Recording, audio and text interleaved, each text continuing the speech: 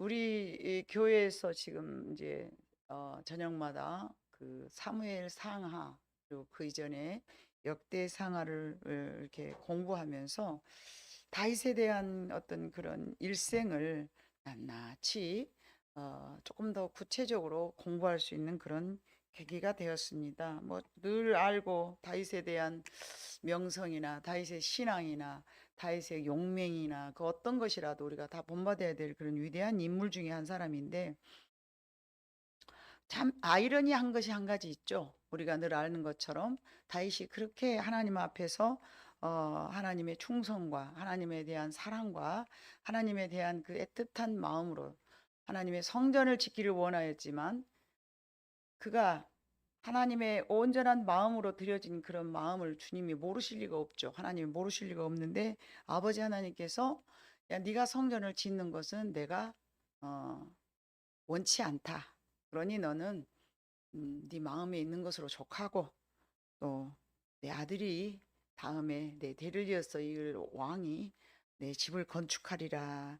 이런 부분을 볼 때에 많은 주의 종들이 참 다윗이 정말로 하나님의 전을 짓기를 원하였지만 거절을 당했던 어떤 그런 그 역사적인 사건과 그런 배경을 보면서 다윗이 성전을 짓는 것에 대한 부분이 하나님 입장에서 부정적으로 생각을 했다. 그 이유도 있죠. 네가 전쟁에서 피를 너무 많이 흘렸으니까 너는 네 마음에서 성전 짓는 그 마음만 내가 받을 것이고 너는 짓지 말라. 이렇게 명령하신 그 말씀 때문에 다들 그것을 다윗은 적합한 인물이 아니었나 봐. 다윗은 성전을 짓기에 좀 부적절한 사람이었어. 우리 모든 어지간한 성도들은 다 그렇게 알고 있습니다. 저 역시도 그렇게 알고 있었던 때가 있었고요. 그러나 오늘 저는 여러분들에게 이 새로운 다윗의 생애에서 가장 최고의 사건인 성전 짓기를 거절당하고 난 이후에 하나님께서 다윗에게 내렸던 축복의 말씀을 오늘 저와 여러분이 은혜를 나누고자 합니다.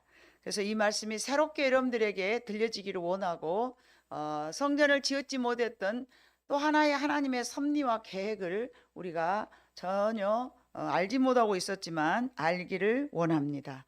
자, 하나님의 축복으로 다윗 왕궁을 평화의 시대로 맞이했어요. 다윗은 이제 화려한 백향목으로 만든 궁전에서 평안한 나날들을 보내고 있었습니다. 근데 이게 다윗이 이제 불편한 거예요. 편치가 않았어요. 여러분 같으면 그러지 않겠어요? 정말 나는 그래도 좀 쓸만한 집에서 사는데 나를 낳아주신 내 부모의 집이 초가집이다거나 허술하거나 남의 새 들어서 산다거나 아니면은 뭐 천막 같은 데서 살고 있으면 여러분 마음이 편안할까요? 전혀 그러지 않을 것 같아요. 그래서 다윗도 편치 못한 그런 마음이 있었는데, 조금 전에 말씀드린 것 같이 하나님의 성전이 없고 자기는 백항목에서 살고 있는 것이 그게 굉장히 마음에 불편했어요. 부담을 가졌어요. 그래서 오늘 2절 말씀을 봐보니까, 본문의 2절을 봐보니까 왕이 선지자 나단에게 이르되 볼지어다 나는 백향목 궁에 살거늘 하나님의 궤는 휘장 가운데 있도다. 항상 이게 마음이 불편한 거예요. 그래서 이러한 그 다윗의 고백처럼 자신은 화려한 웅장한 집에서 거하고 있는데 하나님의 궤는 초라한 성막에 있다는 사실이었습니다. 그러나 다윗이 사무엘 하를 봐보면요, 다윗이 하나님 앞에서 이제 목동에서 이렇게 하나님께서 부름 받아 가지고 그를 얼마나 위대하게 만들었으며 그를 얼마나 하나님이 함께 해 주셨기 때문에 목동에서부터 지금 현재의 입장은 하나님 앞에 이스라엘 왕으로 하나님께서 기름 부으셨단 말이에요. 그렇게 나를 복해 주시고 그렇게 나를 참 함께 해 주시고 모든 전쟁에서 일어나게 하시고 무엇보다도 자기 마음을, 원수를 그냥 죽이고 싶지만 그 마음까지라도 다스릴 수 있는 최고의 하나님의 신앙을 갖고 있단 말이에요. 그런데 이제 다윗이 하나님께서 초막에 계시는 것이, 초라한 성막에 계시는 것이 너무 마음이 아픈 거예요. 이거는 있을 수 있는 일이죠. 그래서 이제 3절에 봐보니까 나단 선지자, 당신은 나단 선지자가 그 있었던 모양이에요. 나단 선지자에게 이렇게 이야기를 했어. 내가 아무래도 하나님의 전을 지어야 될 것 같아. 그러니까 내가 성전을 지어야 될 것 같은데 어떻게 하면 좋겠냐. 그랬더니 나단 선지자가 어우 좋은 생각이에요. 3절. 나단이 왕께 이르되 여호와께서 왕과 함께 계시니 마음에 있는 모든 것을 행하소서. 내가 생각해도 아주 좋소. 그러니까 행하도록 하시오. 그 하나님 앞에 묻지 않고 다윗도 그렇고 나단 선지자도 그렇고 동시에 같이 성전을 지어야 되겠다. 이런 마음을 먹고 그럽시다. 그리고 합의를 잘 했어요. 회의를 잘 했어요.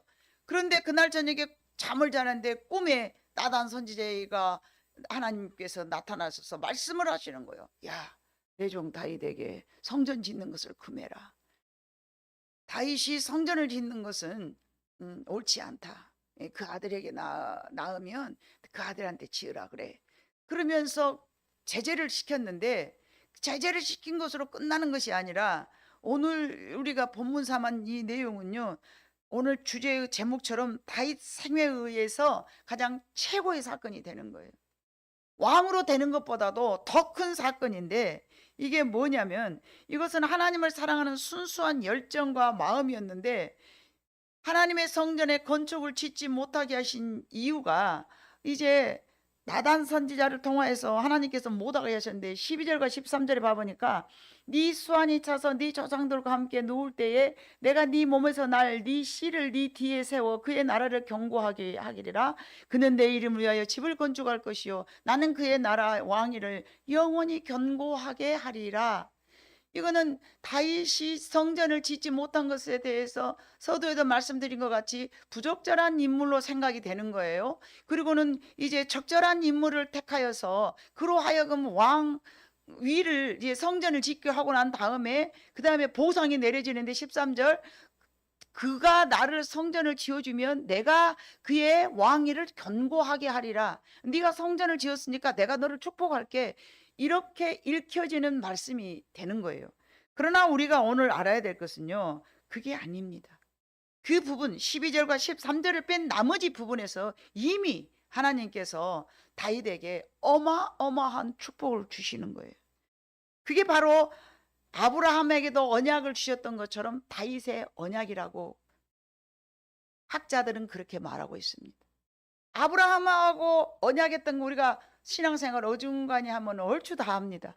근데 이 아브라함하고는 언약을 하신 것은 알고 있지만 다윗에게 언약한 것은 우리가 잘 모릅니다. 그러나 오늘 사무엘하 7장이 다윗과 언약했던 언약의 내용이라는 사실을 여러분이 기억해 두셔야 될 것 같습니다. 이 언약은 다윗 생애 전체를 통해서 가장 중요한 사건이 되는데 이 언약이란 것은 여러분 굉장한 축복입니다. 일반 사람들과도 태용아 너 결혼할 때 목사님이 네가 원하는 축의금 많이 줄까? 뭐 이런 거 언약을 해준다 하면은 우리 채용이가 저를 믿을까요 안 믿을까요? 채용아 믿을래 안 믿을래? 믿겠잖아. 갑자기 목사님이 너 결혼식 할 때 1억 줄게 그러면 아니 저분이 돈도 없는데 어떻게 1억을 준다. 그럴 수는 있어요. 그러나 하나님이 채용아 하나님이 너를 1억을 주신대. 그럼 믿을까 안 믿을까? 그건 믿을 것 같아. 이게 하나님과의 언약이라는 것은요. 사람과 언약은 다르잖아요. 우리의 사람은 변질될 수도 있고 조금 전에 말씀드린 것 같이 내가 능력이 없어서 못할 수도 있고 그러나 하나님의 능력이 많으시기 때문에 할 수만 있으면 하나님의 계획 가운데만 있으면 어떤 것이든지 모두 하실 것이 없는 무에서 유를 창조하시는 그런 분이기 때문에 하나님께서 언약해 주셨다라는 것은 이게 그래서 가장 큰 다윗에게 있어서 일생에서 가장 큰 사건이라고 제가 말씀을 드리는 거예요. 다윗이 목동에 있은 곳에서 선택하였고 8절에 봐보니까 그러므로 이제 내 종 다윗에게 이와 같이 말하라. 만군의 여호와께서 이와 같이 말씀하시기를 내가 너를 목장 곧 양을 따르는 데에서 데려다가 내 백성 이스라엘의 주권자로 삼고 내가 양치기 목당을 내가 왕으로 삼았지 않았느냐. 이게 하나님의 능력이거든요. 이런 능력 있는 하나님이 저와 언약을 해주신다라면 여러분 얼마나 이게 신뢰가 가냐 말이죠. 9절 하반절을 봐보니까 위대한 자들이 이름같이 네 이름을 위대하게 만들어 주리라. 자, 이미 왕으로 올라갔는데 또다시 하나님의 언약이 내리기 시작하는데 이 언약에 대한 내용이 이제 9절서부터 말씀해 주는 것이에요. 양을 따르는 데서 내가 너를 선택을 했는데 이제 9절, 네가 가는 모든 곳에서 내가 너와 함께 있어. 전에도 함께 있었지만 앞으로도 내가 함께 있을 거야. 이미 성전을 짓지 마라. 너는 성전을 지을 적합한 자가 아니야. 그렇게 부정적으로 일단 다윗에 대한 기도의 응답으로 해주셨지만 거절당한 이후에 하나님께서는 다윗에게 이와 같이 귀한 것으로 답을 내려주시는 내용이 벌써 9절서부터 나타나고 있습니다. 네가 가는 모든 곳에서 내가 너와 함께 있어. 네 모든 원수를 네 앞에서 멸하였은즉 땅에서 위대한 자들의 이름같이 네 이름을 위대하게 만들어 주리라. 이게 다윗의 언약 가운데 첫 번째 하나님께서 주신 축복의 언약입니다. 그리고는 또 10절에 봐보니까 내가 또 내 백성 이스라엘을 위하여 한 곳을 정하여, 이제 다윗에게만 국한되게 축복을 해준 것이 아니라 이스라엘 민족 전체를 축복해 주시면은 다는 약속이 바로 10절의 말씀인데, 과거에는 너희가 이곳 저곳으로 나그네 인생 살면서 어떻게 보자치면 출애굽하고 난 이후로부터 계속 이곳저곳을 떠돌아다녔지만 이제 내가 너희를 한 곳에 정해놓고 움직거리지 않고 그 나라에서 정착하고 살게 해줄게. 이게 10절 내용인 거예요.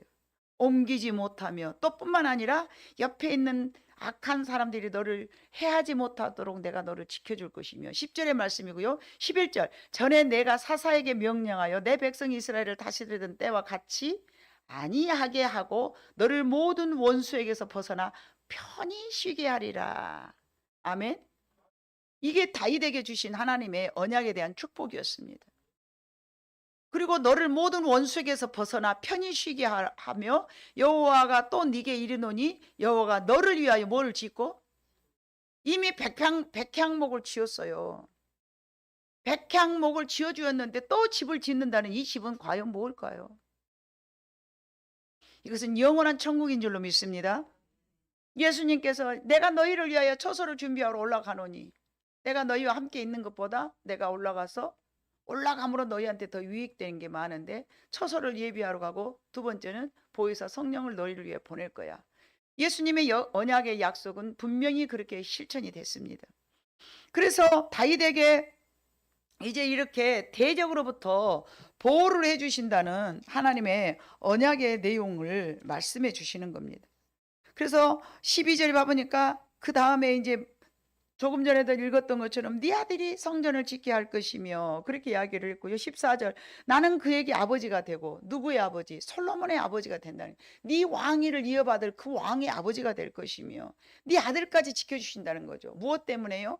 다윗이 하나님의 성전을 짓겠다라는 그 마음을 보시고 다윗만 축복한 것이 아니라 솔로몬까지 축복해 주신다는 약속이 바로 14절의 말씀이 되겠습니다. 나는 그에게 아버지가 되고 그는 내게 아들이 되리니, 자, 거길로 끝나는 게 아니에요. 사울도 하나님이 이스라엘 백성들이 선택한 왕이었지만 그 왕위가 견고하지 않도록 하나님이 붙잡아 주셔야 되는데 붙잡아 주시지 않은 거예요. 자, 너희들이 선택했지 않냐? 그러니까 뭐 그냥 하나님께서 그들이 사울 왕이 행하는 대로 내버려 두는 거예요. 그런데 여러분 아시잖아요. 다윗에게는 그러지 않았어요.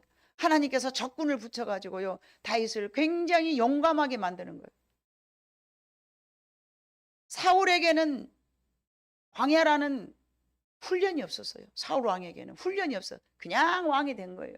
그러나 다윗에게는요, 광야라는 훈련을 거치게 한 거예요. 그래서 그 광야를 거치면서 다윗이 뭐를 깎고 만들었을 것 같아요, 여러분 같으면? 물론 이 군사적인 훈련을 잘해서 싸움을 잘하는 어떤 그런 것도 훈련이 있었겠지만요, 영적인 맷집이 강해진 거예요. 적군이 많이, 뭔 말인지 모르죠. 영적인 맷집이라는 것은요, 어지간히 넘어져 갖고는 그냥 일어난다는 얘기예요. 영적인 맷집이라는 건요, 누가 슬슬 건드렸을 때도 넘어지지 않고 견고하게, 넘어지지 않고 견고한 건 뭘까 여러분 다 아시겠지만, 그래도 이해 안 되시는 분들을 위해서 제가 설명을 한다면, 누군가가 나를 싹 건드렸어. 그럼 그때 싸가지 없는 거 이렇게 확 반박이 나가. 그런데 넘어지지 않았다라는 것은 사람이 그럴 수도 있지, 이게 넘어지지 않은 거예요. 넘어지지 않았다라는 거죠. 자기 마음을 지켰다는 거예요. 근데 이 다윗이 자꾸만 사울이 쑤셔요. 내가 너를 죽이려고 그래. 내가 너를 죽이려고 그러면서 같이 복수하고 같이 맞짱 떠서 싸우고 그럴 병력이 충분히 생기고, 여러분이 알다시피 굴 속에서 만나고 잠잘 때 만나고 죽일 수 있는 기회를 2번이나 가졌지만 그거는 다윗 입장에서 시험이었습니다. 죽일 수 있는 상황이 생겼는데도 죽이지 않은 거예요. 왜요?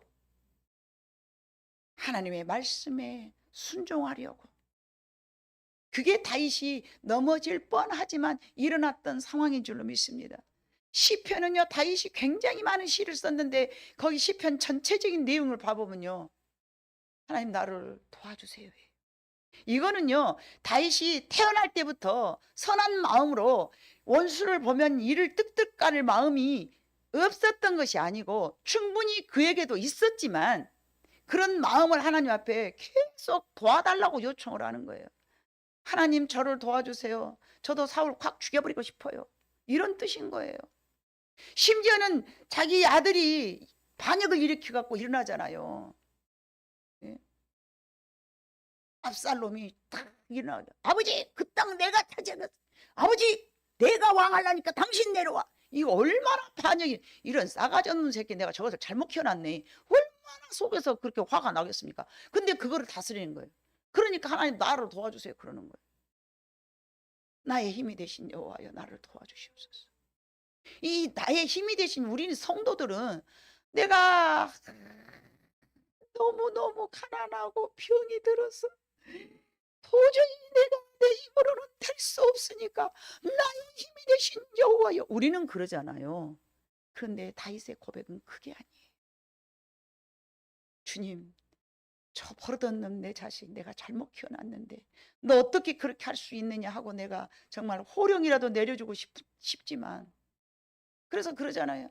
하나님, 그 시편 3편이요, 그 압살롬 때문에 쫓기면서 그 지었던 시거든요. 하나님이여 내 대적이 어찌리 많습니까? 계속 누군가가 자기를 위협하고 죽이려고 하게 그렇기 때문에 그 마음을 자기를 지키기 위해서 하나님 앞에 그렇게 시를 쓰는 거예요. 오늘날로 말하자치면 우리가 기도하는 것을 문구로 작성했다는 얘기가 되는 거예요. 이 다윗은 그래서 이렇게 자기 자신을 지켰던 것처럼 하나님께서 뭐라고 말씀하시냐면, 사울에게는 잘못했을 때 그 왕권을 빼앗아서 내가 너한테 주었잖아. 그런데 있잖아, 네 아들이 왕이 되었을 때는 그 왕권을 빼앗지 아니하고 사람을 통해서 내가 네 아들을 채찍질을 해서라도 그 왕위를 지키게 할게. 이게 바로 14절부터 16절에 있는 내용인 거예요.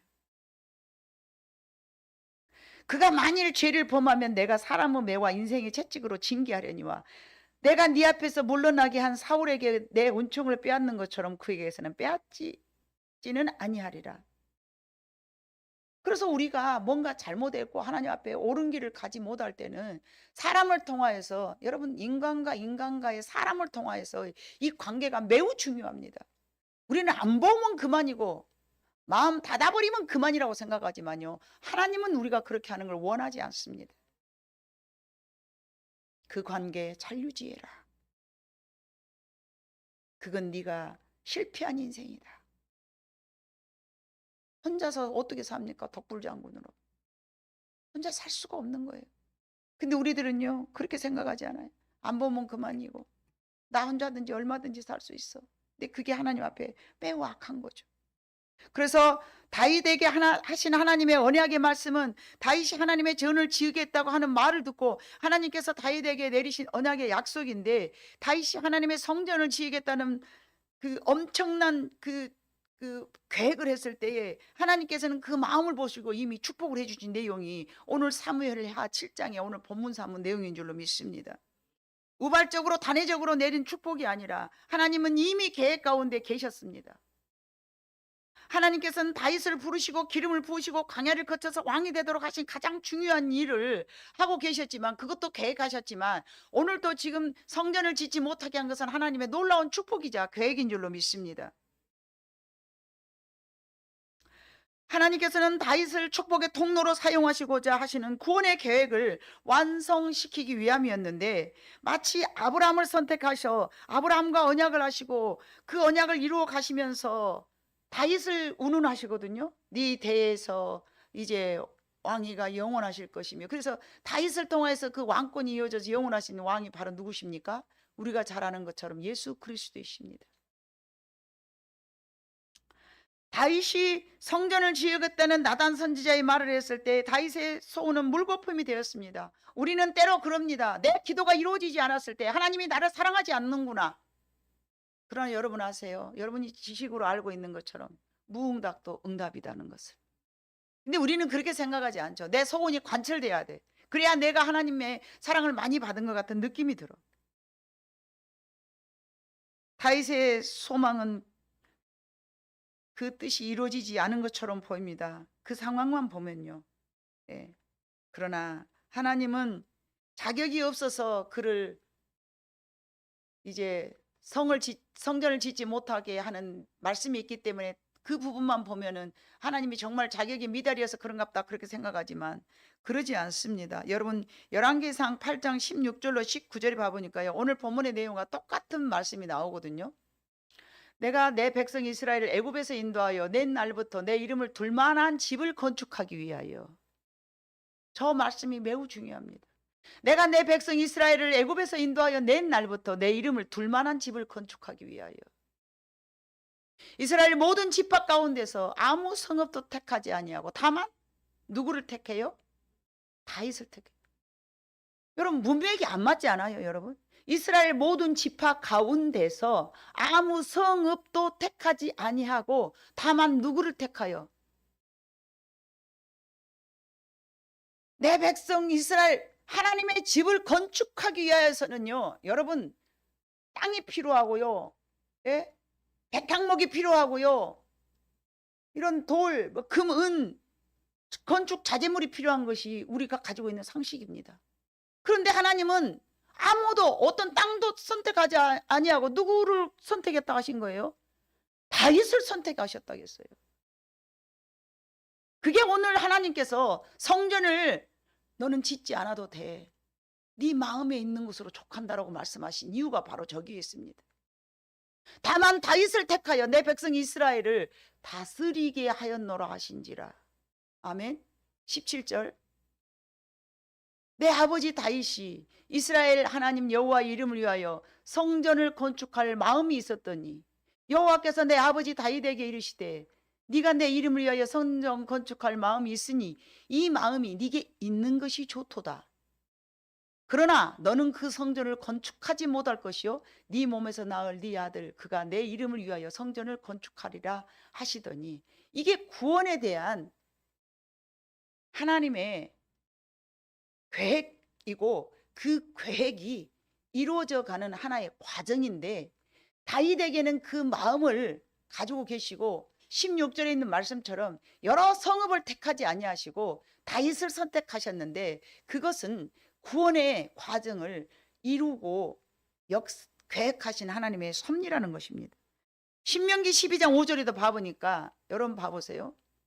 같이 읽어봐요. 시작. 오직 너희의 하나님 여호와께서 자기의 이름을 두시려고 너희 모든 지파 중에서 택하신 곳인 그 계실 곳을 찾아 나아가서, 하나님은 하나님의 이름을 두시려고 어딘가를 찾고 계셨어요.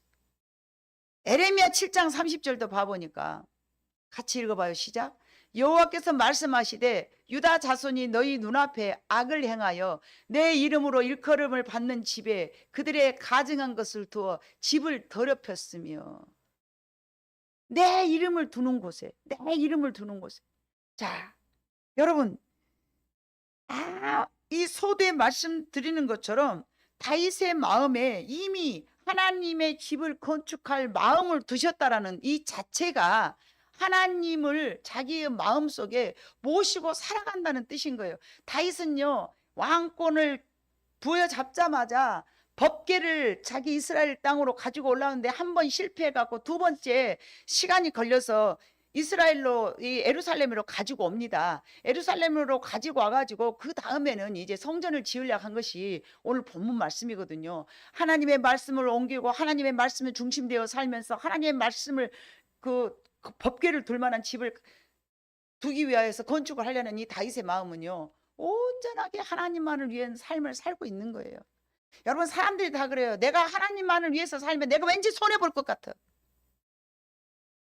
시간을 투자하고, 예? 봉사하고 물질을 드리고 이렇게 하면은 다 망할 것 같아. 근데요, 하나님 중심으로 하나님을 위해서 살아왔던 다윗에게는요, 어마어마한 축복을 주신 거예요. 이 다윗에게 내려졌던 축복은 본문에 간략하게 제가 설명을 하면 네 가지로 말씀이 요약이 됐는데, 첫 번째, 이름을 존귀하게 하리라. 내가 너를 이름을 존귀하게 해주리라. 두 번째, 네 나라가 평안하리라. 다른 말로 하나면 네 가정이 평안하리라. 여러분으로 하자 치면. 세 번째, 네 가정이 견고하리라. 왜냐면 네 나라가 견고하라. 자, 네 번째, 내가 네게 집을 지어주리라. 하나님이 다윗에게 내려주신 오늘 그 축복인데요, 여러분의 이제 그 하나님께서는 다윗에게 성전을 지을 만한 마음을 가졌는데, 네 마음에 있는 곳으로 나는 족하다, 그런 거는요, 하나님은요 성전이 불필요한 거예요.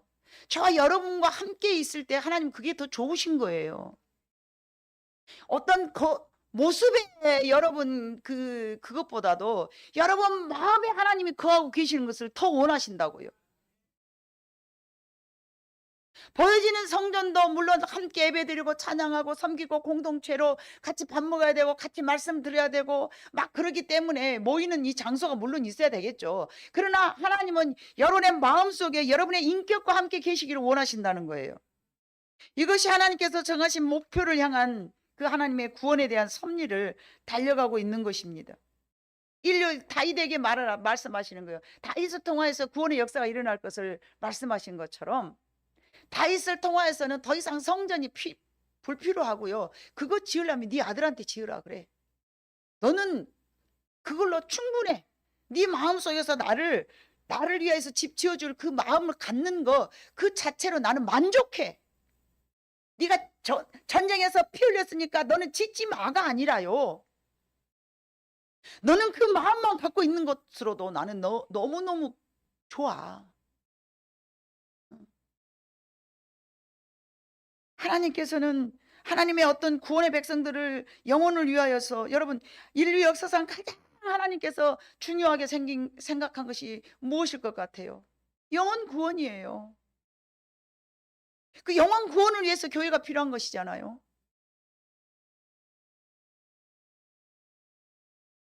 하나님은 교회를 위한 교회가 아니라는 거죠. 다윗에게 나는 너를 위해서 예수 그리스도의 계보를 이어가고 그리고 많은 영혼들을 구원시키는 거, 그것이 내 목적이야. 이거를 다윗에게 나단 선지자를 통하여서 말씀하시는 거예요.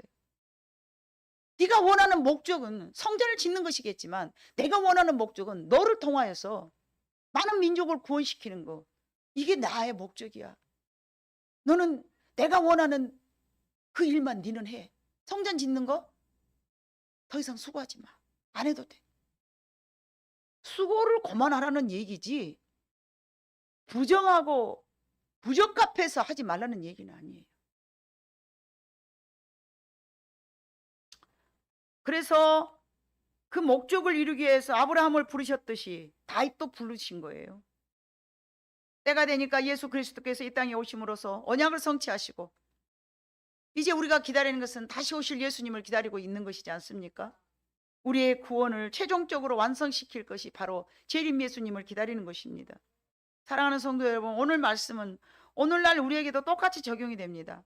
하나님께서는 우리 모두에게 다양한 달란트를 주시고 주어진 달란트와 사명으로 각자에게 주신 맡은 일을 하고 있어요. 그 맡은 일을 최선을 다해서 뭘 하는 거예요?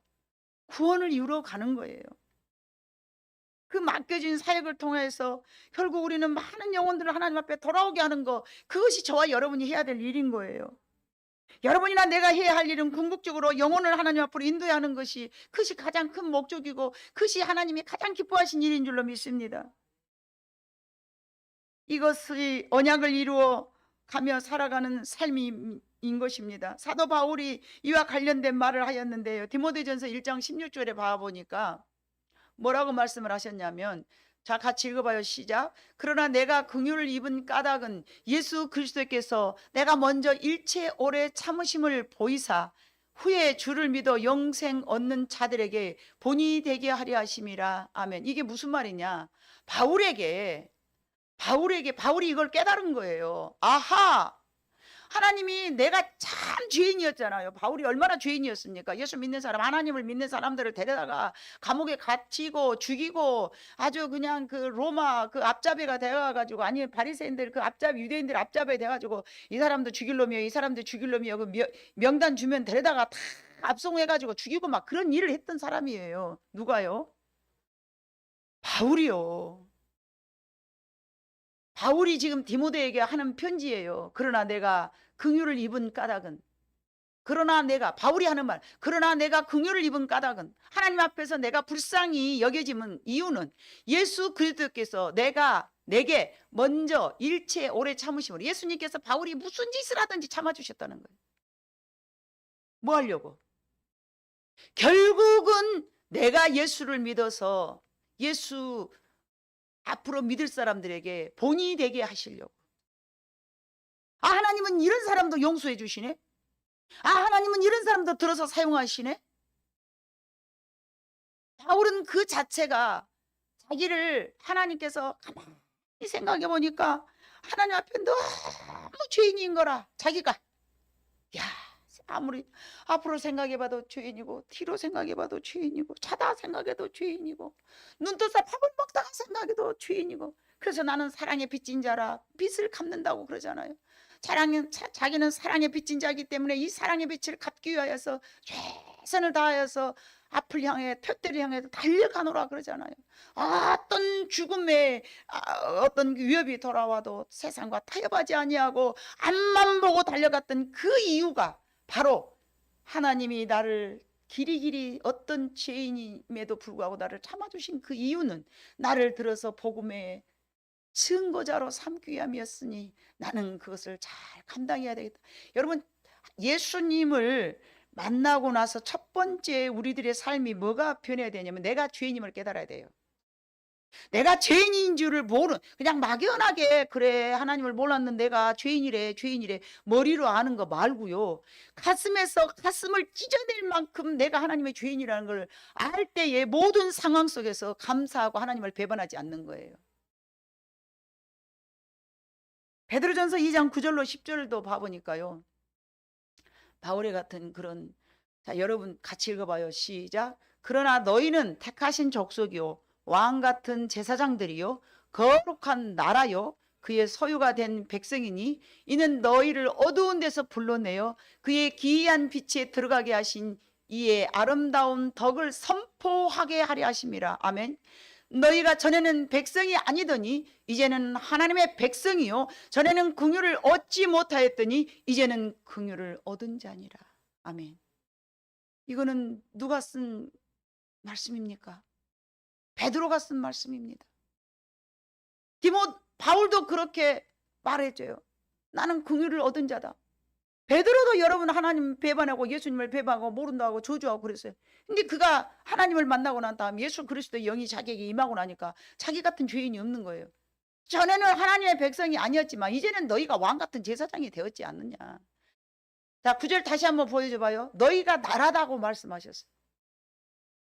그러나 너희는 개인이잖아요, 우리는. 근데 택하신 족속이요, 왕 같은 제사장들이요, 거룩한 나라요. 여러분이 나라인 거예요. 하나님의 나라예요. 그의 소유가 된 백성이 이는 너희를 어두운 데서 불러내요 그의 기이한 빛에 들어가게 하신 이의 아름다운 덕을 선포하게 하려. 여러분을 통하여서 하나님의 나라가 확장되기를 위하여 하나님이 선택했다라고 저렇게 말씀하신 겁니다. 사람들이 사도 바울을 보면 저 사람을 보니 정말 하나님이 살아계시구나, 그걸 알게 되는, 저 미친놈이 개가 해가지고 이상한 사람이 된 거예요. 정신 차린 사람이 되는 거예요. 저 사람을 봐보니까 하나님 내가 믿어야 되겠나. 베드로도 마찬가지요. 저 제자들이 다 알잖아요. 다른 사람은 몰라라도 예수님과 한때 제자했던 사람은 저 사람 이상한 사람이었는데 저렇게 변했네.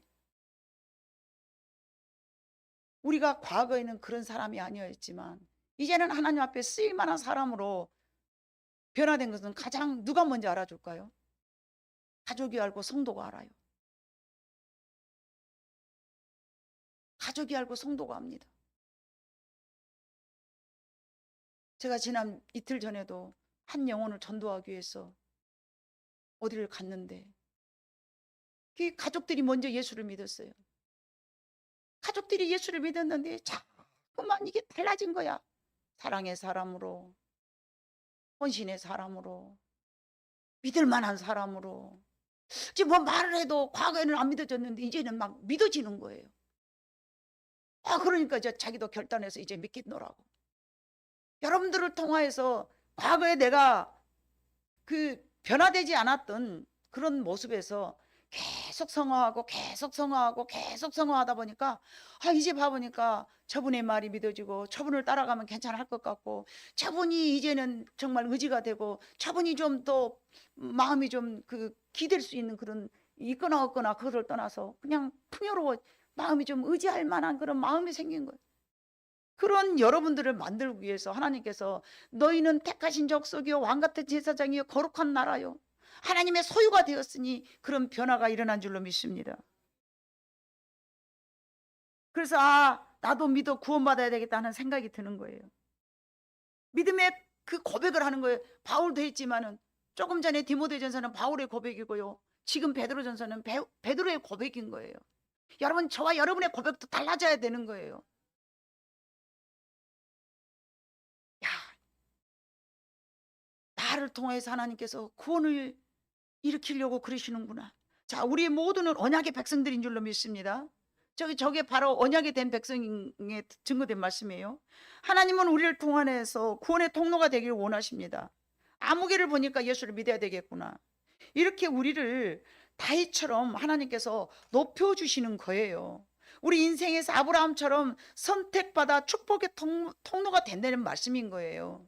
창세기 12장 1절로 3절에 봐보니까 이 본문의 말씀과 같은 맥의 말씀이 많이 있는데 여호와께서 아브라함에게 이르시되 너는 너의 고향과 친척과 아비의 집을 떠나 내가 네게 보여줄 땅으로 가라. 내가 너로 큰 민족을 이루고 네게 복을 주어 네 이름을 창대하게 하리니 너는 복이 될지라. 너를 축복하는 자에게는 내가 복을 내리고 너를 저주하는 자에게는 내가 저주하리니 땅의 모든 족속이 너로 말미암아 복을 얻을 것이라. 자, 하나님의 말씀하시는 복은요 물질의 풍요로움도 물론 있겠지만 그건 따라오는 옵션인 거예요. 따라오는 옵션. 그러나 먼저 우리는요 생명의 구원을 얻는 것이 가장 큰 축복입니다. 아무리 이 땅에 많은 거 가지고 있지만 100여 년 살다가 하나님 앞에 홀랑 가버리고 놔두고 가면 다 뭔 소용이 있어요. 근데 여러분이 하는 봉사, 여러분이 하고 수고했던 모든 것, 여러분이 오늘 주일날 오면서도 빈손 들고 오지 아니하고 얼마가 되었던 하나님 앞에 드리는 그 모든 것이 여러분의 재산이라는 거예요. 너를 축복하는 자에게는 내가 복을 내리고 너를 저주하는 자에게는 내가 저주하리니 얼마나 이게 축복의 말씀이십니까? 땅의 모든 족속이 너로 말미암아 복을 얻을 것인데 구원을 얻는다는 거예요. 아멘. 그렇다면 오늘 본문의 다윗이 우리에게 보여주는 것은 무엇이냐면요. 먼저 법궤를 모셔왔어요. 그의 삶 속에는 하나님 중심으로 살아가고 있어요. 그 하나님의 중심으로 살아가겠다는 의미가 법궤를 자기 마음속에 모시는 거예요. 하나님의 법궤를 자기 마음의 중심에 둔다는 거예요. 그리고 하나님의 집을 짓고자 하였어요. 그것은 하나님을 사랑하지 않는다면 그 마음이 있을 수가 없어요. 하나님의 집을 짓는다는 건 희생과 헌신이고 자기의 정성과 마음과 사랑이 담긴 고백인 거예요. 그 섬김의 모습을 보여줬어요. 세 번째는 하나님은 다윗을 선택하실 때 그의 마음을 보신다고 하셨는데 사무엘상 16장 7절의 말씀이 있어요. 같이 읽어봐요. 시작. 여호와께서 사무엘에게 이르시되 그의 용모와 키를 보지 말라. 내가 이미 그를 버렸노라. 내가 보는 것은 사람과 같지 아니하니 사람은 외모를 보거니와 나 여호와는 중심을 보느니라 하시더라. 아멘. 이게 무슨 말이냐? 사울에게는 그 다윗에게는 형제가 여러 명이 있었어요. 근데 사무엘 제사장이 하나님의 부름을 받아가지고 다윗의 집에 떡하니 오셔가지고 이 집에 하나님께서 내가 하나님 보내서 왔는데 네 가정에 아들이 몇 명이냐 7명이 있다니 다 부르는 거예요. 다 불렀어요.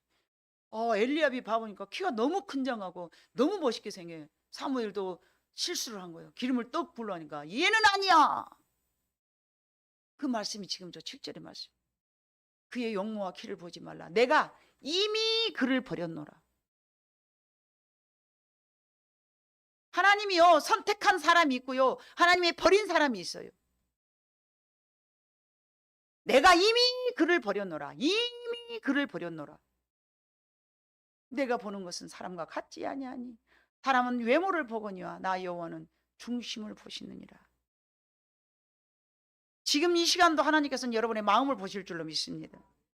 겉으로만 그럴싸한 것이 아니라 우리의 마음의 중심에 하나님께서 좌정하여 계실 수 있을 만한 곳이 되는지 그것을 하나님께서는 보실 줄로 믿습니다.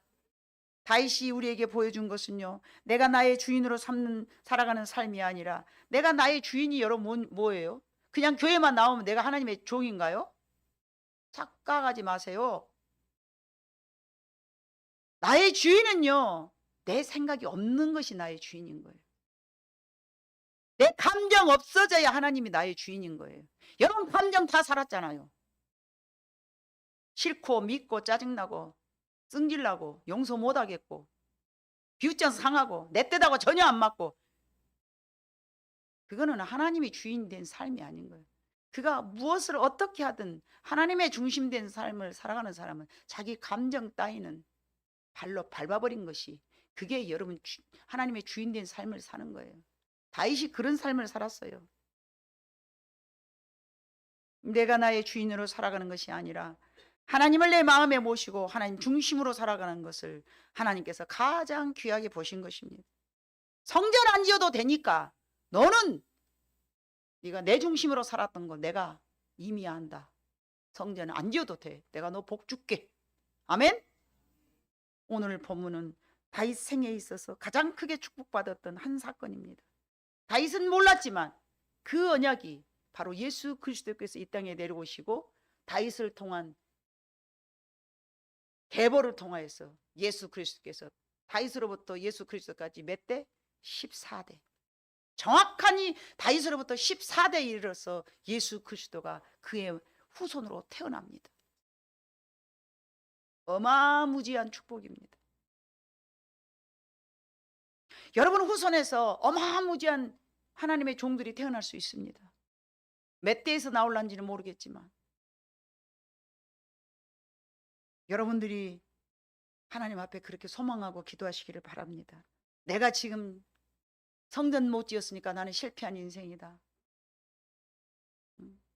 누군가가 옆에서 보면서 너 지금 실패한 인생이잖아. 오늘 상황만 보면 그럴 수 있어요. 다윗이 성전을 짓고자 원했을 때 짓지 못했을 때에 얼마나 실패한 인생 같았겠습니까? 내 기도가 관철되지 않았던, 내가 그렇게도 원하는 거 다 할 수 있는데 왜 못하게 하시는 거야?